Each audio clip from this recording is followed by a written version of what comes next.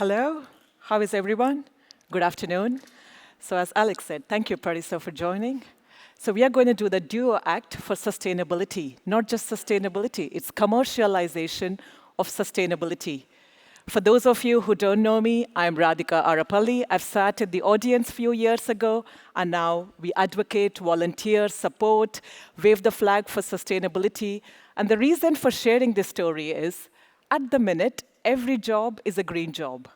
I don't think you can say I don't do sustainability, someone else does it. That doesn't cut it anymore. And that's why we are here to talk about how does commercial embrace sustainability. But before that, there's a huge title there, commercialization. I looked up because I had to get it right for the audience in the room. Commercialization means turning something that might not have been primarily profit-driven into a business opportunity.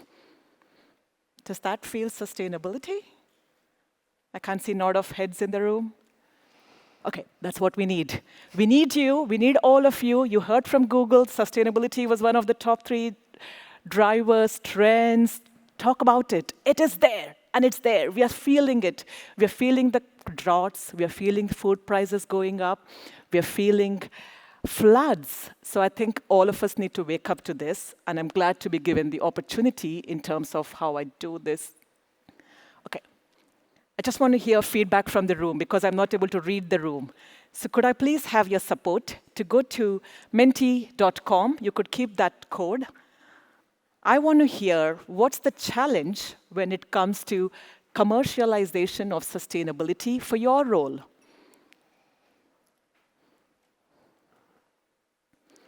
Has everyone got it? Can we move to the next slide?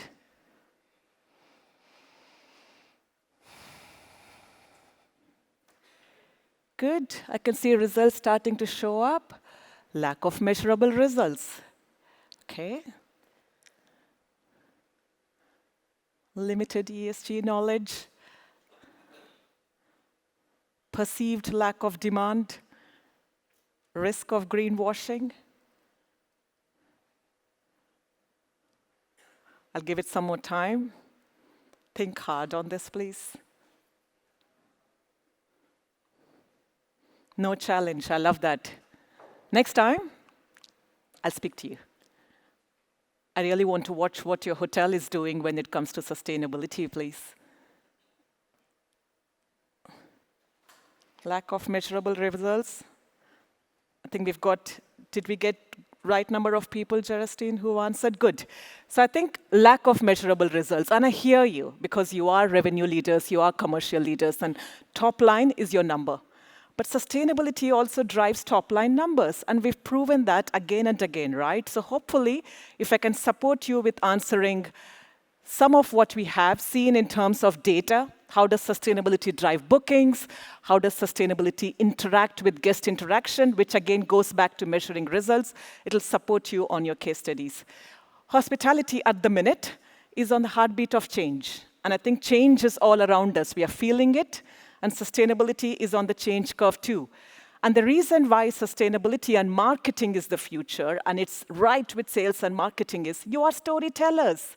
You've heard numerous people before me, TikTok or even the Google, everyone spoke about be authentic, tell the story. And that's where sustainability comes in. You've got to take it, and it's everyone's job, like I said. Everyone does a great job, not just me. So you've got to tell the story, and that's how it's got to be, which is why we need data, because you need data to be able to go tell the story. So everyone's seen the Booking.com numbers. Not new? All of you with a pinch of salt agree, don't agree. But believe me, these numbers are going up, which means customers are listening in. Guests staying in the hotels, people booking, people looking at destinations to travel, are intently looking at what someone is doing for sustainability. UAE has woken up. I don't know if you know, but if you spoke to your operations team in Dubai, there's been a huge audit happening across all the hotels. And if you've been involved, you would know how thorough the audit has been. So everyone's waking up. Abu Dhabi is doing a lot more. All of the Emirates and everyone that we know is actually there. And customers are asking for sustainable travel. And it also translates in terms of booking. I think GHA is in the room today. But what Global Hotel Alliance has seen is with the Green Collection hotels that they have, they've seen the Green Collections hotels receive more, stay more from the hotels which are green certified. So I think it's been proven again and again, and I can pull up more statistics to say that.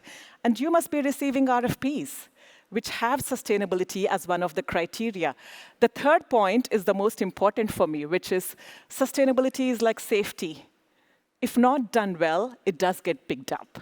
At so many points, you must be thinking like, I get it, my property is doing this.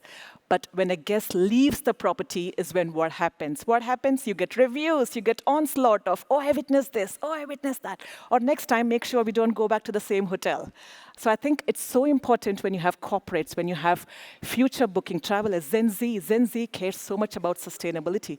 People wanting to come and work in a company, it's all the way high up in terms of they want to work for profit-driven or they want to understand what's your agenda on sustainability.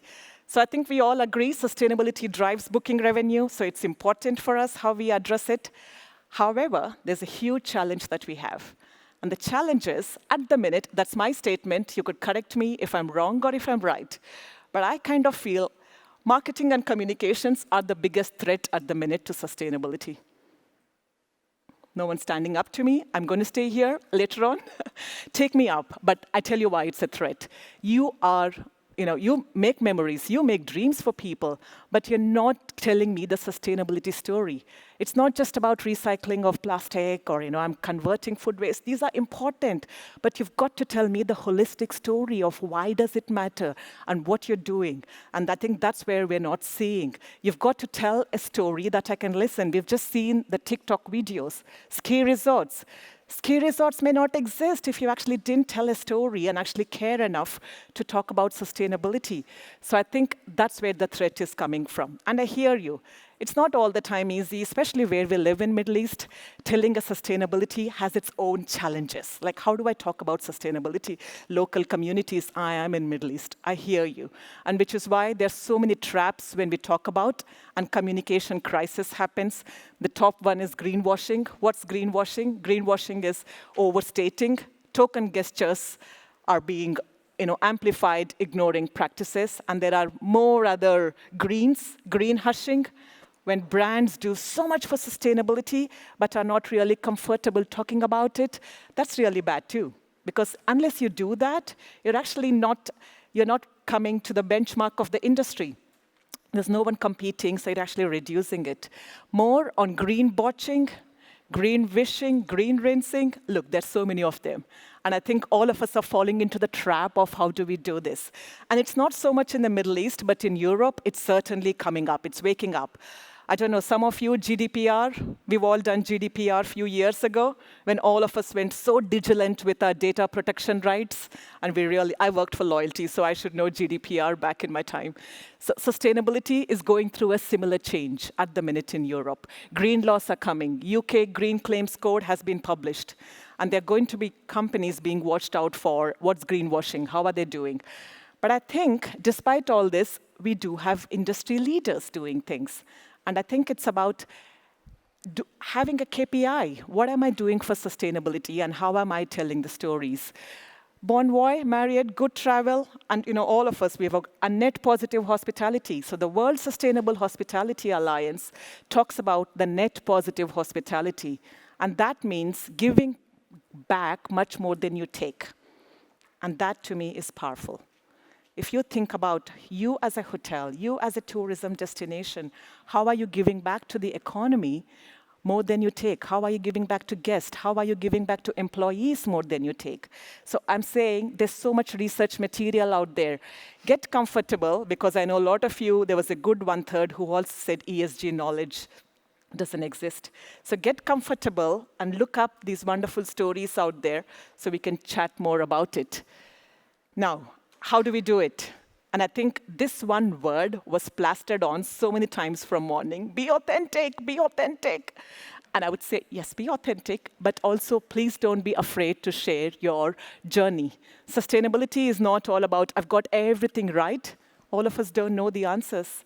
So please talk about your journey. We had an event about a month ago, Hotel Sustainability Only, Responsible Hospitality Summit. And all of the hotels who presented was all about wonderful things they've done. But I think what we need to start getting comfortable is also hearing stories of this hasn't worked, this isn't working, we still don't have all this figured out, we're still trying to do that. So please talk about your journey, engage with guests, show, don't tell. And I think show, don't tell is something that's so powerful that I'm going to show one slide in terms of what does that mean. But before I tell you, it's not just me.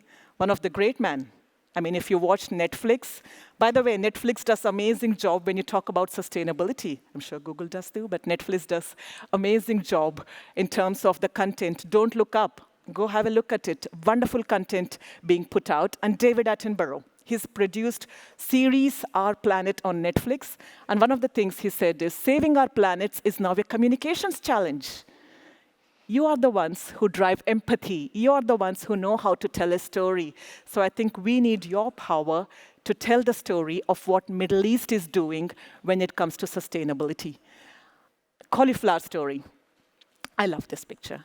And I've used it in probably every presentation I've done. My team knows it. It's because it tells a lesson in efficiency. When you buy a cauliflower, you're just not buying the head, by the way. You're buying the stalk, the leaves, you're buying all of it together. At the minute, we're only looking at sustainability on the head. I think we've got to look at the full picture underneath. You've got to really look at what does it mean? What's my decarbonization strategy? 2050, 2030. 2030, by the way, where we're supposed to halve our emissions is 6 years. And I'm sure kids are going to ask you, so what do you do for that? And I think that's where there is a lesson in efficiency, show, don't tell. All of these things play a huge role as you drive. And that's why we have Parisa here. Parisa is here to tell us more stories in terms of how tourism and some of the destinations and hotels are doing a fantastic job when it comes to sustainability storytelling. So if I was to summarize before I hand over to Parisa is, look, sustainability drives bookings. It drives guest experience, period.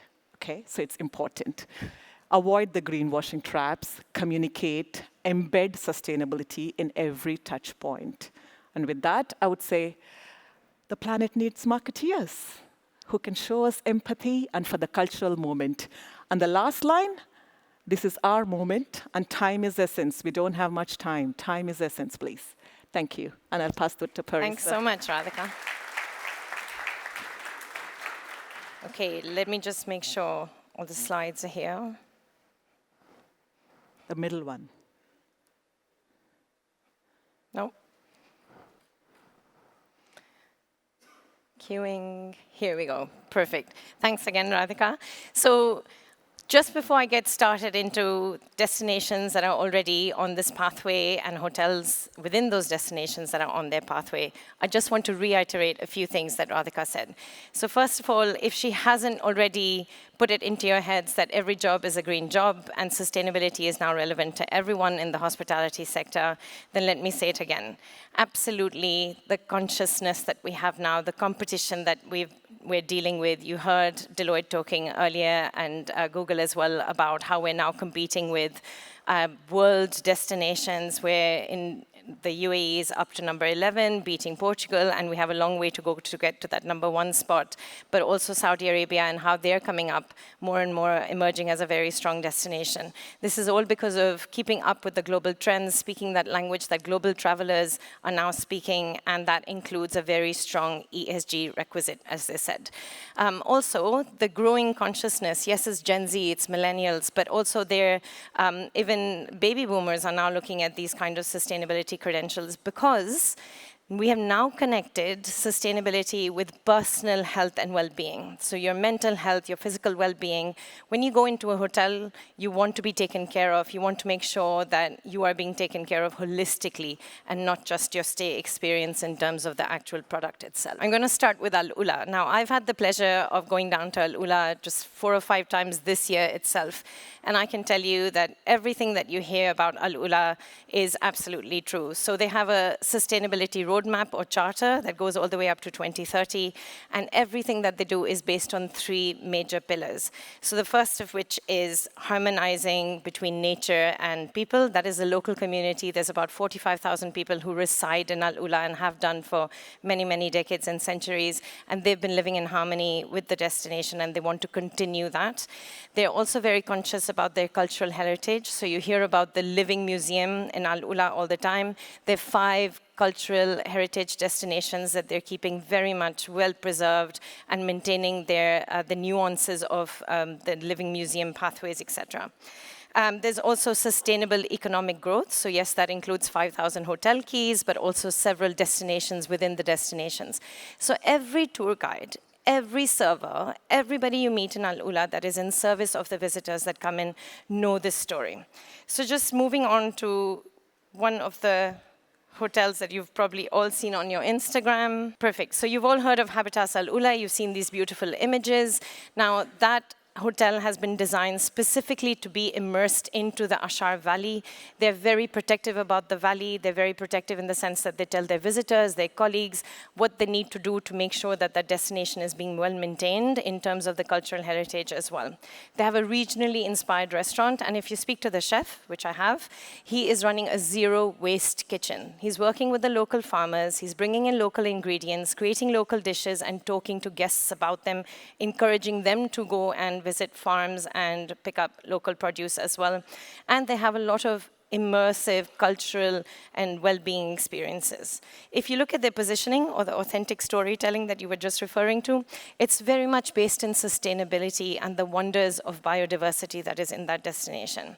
Their average rates are quite high all year round. Currently, it's about $1,500, which I'm sure all of the commercial heads in here will agree that is a good rate to have, especially for an emerging destination. And of course, they have huge accolades from all of the global magazines, etc. I've only listed a few here. Let's talk about Egypt for a second. You wouldn't have seen Egypt as much as you've probably seen Al Ula, but that doesn't mean that they're not up to some amazing sustainability-led pathways. Their Ministry of Environment has been working hand in hand with the UN Development Program for a few years now, and they've developed Eco Egypt. And if you haven't heard about that, there's several initiatives under Eco Egypt. One of them is a green list, which helps hospitality professionals like us maintain better operations. And there's also the Egyptian Sustainable Tourism platform, which has a host of tools and resources that the industry can use to get up to speed. And as a part of their initiatives, they've really given rise to ecotourism, which has led to some amazing hotels. One of them, and I know I'm going to pronounce this wrong, so if there's anybody from Egypt here who's laughing at me, I apologize in advance. It's Adrere Amelal, is a earth-built hotel. It's a very, very unique hotel. Please look it up when you're safely in your offices tomorrow.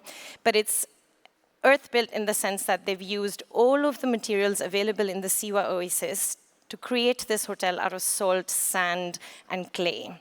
There is no electricity in this hotel, so they use beeswax candles, 12 in each room, to be precise, that light up the hotel. There's various different architectural wonders, which I won't go into, on how they keep the hotel cool and well ventilated. But they use water that is from the Siwa Springs. And what I really love about this hotel is that they hire people from the local communities. So everyone that works there is from the local community. All the experiences, storytelling that they do with their guests and encourage them to really participate in the local environment, the excursions, visiting springs, etc., is very, very authentic. We're going to say this so many times today: authentic, authentic, authentic. And you can see that in their positioning as well. Again, really good commercial rates, depending on the season, goes anywhere between $600 to $1,700. Lots of accolades again. Dubai, I guess a majority of us are residents here in the room, and we all know what Dubai has been up to. most of the time when you think of Dubai, you think of wealth creation, prosperity, economic opportunity, progress, and it is absolutely all of those things. But Dubai has also been putting in a great amount of effort into sustainability pathways. So across various different governments, of course, but if you look at the hospitality sector, and most of you will know that the Dubai Economic and Tourism Department has really been working on this. We've had several different initiatives. One of them is the Dubai Sustainability Stamp that has 19 different initiatives, and if you checklist all of them, Dubai Tourism actually goes out there and promotes the hotel on their websites and various other channels. And one unique thing that has happened in recent years is that Dubai is now also promoting biodiversity. So we're now talking about hiking, mountain biking, kayaking, and various different things in that vein that we didn't used to do a few years ago. For those of us who've lived here most of our lives, you will know what I'm talking about. And so 2 hotels that I've picked on just to be from their channels that they're talking about have these biodiversity elements. So you all know Jumeirah Al Naseem. They're following the Jumeirah Sustainability Roadmap, and they're centered around 3 major pillars. So they're people, the planet, and strong governance around that. And of course, they have the sustainability operations going in place, the recycling, water conservation, food waste, etc. But what's unique is that they have this purpose-built turtle rehabilitation center, right? And a lot of us, especially with kids, have probably gone down there to eat and seen the turtles, and it's really great sort of attraction. But at the same time, they're really doing good with it. They've returned 2,000 turtles rescued and returned back into the ocean. And if you look at their storytelling, while it's not completely focused on sustainability, there is a very strong natural element. They talk about how the lush gardens and the ocean brings you some moments of peace. And that's a reference to the mental well-being that I was talking about earlier. Now, this hotel is, sorry, I wasn't done with that, but very quickly, their rate goes anywhere between $800 to $10,000, depending on the room. But again, luxury hotel focused on well-being can demand that kind of a rate. Next slide, please. Thank you. And the next one is Atlantis Resorts. I was very lucky to meet the sustainability officer for Atlantis recently, and they're doing a host of different things. They've launched their first sustainability report in 2023, and I'm looking forward to their one for 2024. But they have a very interesting initiative called the $1 initiative.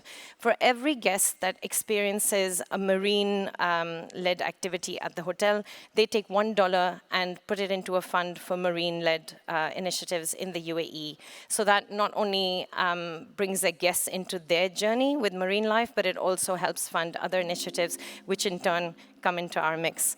I think I'm getting a signal to quickly get off stage. So very quickly, if you give me the last slide.